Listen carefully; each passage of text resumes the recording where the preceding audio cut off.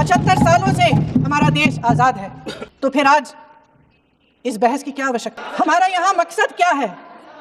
जनता से हमें दिया गया दायित्व, जनता का विश्वास, उनके प्रति हमारी जिम्मेदारी जो अभी अभी बिहार के चुनाव में पता चली है, हम किस तरह से इसका इस्तेमाल कर रहे हैं, हमें ये सोचना चाहिए।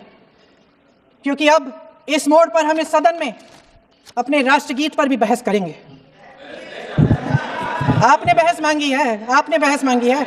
हम ये बहस यहाँ आज 2 वजहों से कर रहे हैं। नहीं, फिर से बता दूं, हम ये बहस इस वजह से कर रहे हैं कि जितने भी कांग्रेस के 99-100 सांसद हैं, सबको वहीं पे खड़ा करवाओ और कहो सब वंदे मातरम गाएंगे। बात खत्म हो गई। 2 मिनट में ये बहस का मुद्दा खत्म हो जाएगा और भाजपा का अगर कोई एजेंडा है वो धाराशाही हो जाएगा। पहला कि बंगाल का चुनाव आ रहा है, हमारे प्रधानमंत्री अपनी भूमिका निभाना चाहते हैं उसमें। बस बंगाल के चुनाव में जो कांग्रेस पार्टी की रैली हो, वहां पर ठोक के कार्यक्रम से पहले या कार्यक्रम के बाद वंदे मातरम गाइए। आगे चलिए। और दूसरी वजह यह है, ये मकसद है, पुरानी मकसद इनकी अध्यक्ष महोदय, कि जिन्होंने स्वतंत्रता की लड़ाई लड़ी, जिन्होंने देश के लिए बड़ी बड़ी कुर्बानियां दी, उन पर सरकार नए आरोप लादने का मौका चाहती है। देश का ध्यान फिर से जनता के ज्वलंत मुद्दों से भटकाना चाहती है। जी हां, जैसा ध्यान आप बिहार के चुनाव में आपके भैया जनता का अपनी तरफ आकर्षित कर रहे थे और क्या हुआ ये दुनिया को पता है। आगे चलिए। यही एक मकसद है आपका मकसद है कि हम फिर से उसी अतीत में मंडराते रहें, उसी की तरफ हम देखते रहें जो हो चुका है, जो बीत चुका है। जो हो चुका है, जो बीत चुका है, उसको ठीक करिए।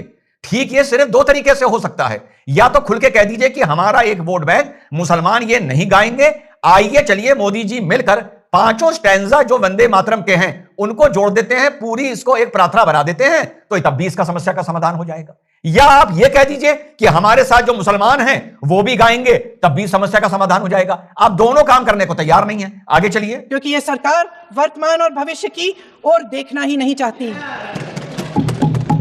वे इस काबिल ही नहीं रही। सच्चाई यह है अध्यक्ष महोदय कि आज मोदी जी वह प्रधानमंत्री नहीं रहे जो एक समय में थे। ये क्या बोल गई भाई? आज मोदी जी वो प्रधानमंत्री नहीं रहे जो एक समय में थे? कौन से समय ऐसा था जब तुमने प्रधानमंत्री नरेंद्र मोदी को गालियां नहीं दी? भाई 2019 में तुमने चौकीदार चोर के नारे लगवाए, तुमने बच्चों से चौकीदार चोर के नारे लगवाए, भाई बहना ने नारे लगवाए, तो 19 निकल गया। 24 में तुमने अरग राग अलापा। 2014 में तुमने कहा कि कातिल और खून का सौदागर, लाशों का सौदागर देश का प्रधानमंत्री नहीं हो सकता, चाय बेचने वाला देश का प्रधानमंत्री नहीं हो सकता। यह तक तुम्हारे नेताओं ने बोला कि नीच आदमी है नरेंद्र मोदी, ये देश का प्रधानमंत्री नहीं हो सकता। तो भैया ये कौन सा दौर था जिस दौर की तुम आज बात कर रही हो रेट्रोस्पेक्ट में? इसका मतलब उस टाइम दिली दिल तुम कहीं ना कहीं मोदी जी का लोहा मानते थे, जो आज तुम्हारे मुंह से निकल गया।